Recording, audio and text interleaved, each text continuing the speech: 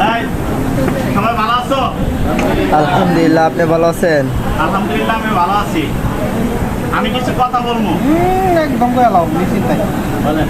আমরা যারা গার্মেন্টসে চাকরি নিছি, অবশ্যই অবশ্যই।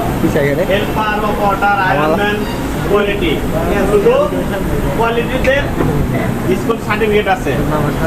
আর আমাদের কারণ নাই, হেল্পার, অপারেটর, আয়রনম্যান তার কারণ নাই, ঠিক আছে?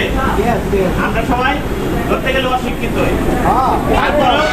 তারপরে কিন্তু মাস শেষে দেখা যায় যে আমরা 25,000 হেল্পার পাই, 25,000, আবার অপারেটর 28,000, 29,000 একাডেমি করতেছি। আমরা মূর্খ, স্কুল সার্টিফিকেট নাই, তারপরেও আমরা মাস শেষে গেলে পারে 25,000, 28,000, 30,000 টাকা পাইতেছি, তাই না? একদম।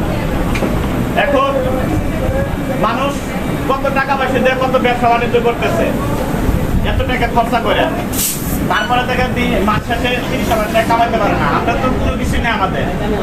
এখন কোম্পানি এত টাকা খরচা করে একটা কোম্পানি করছে, কোটি কোটি টাকা খরচা করে, তারা তো কিছু লাভের আশায় করছে, তাই না?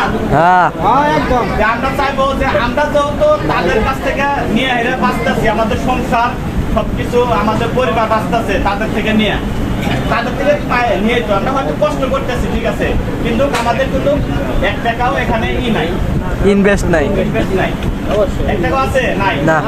আবার কোনো সার্টিফিকেট, স্কুল সার্টিফিকেটও নাই। এখন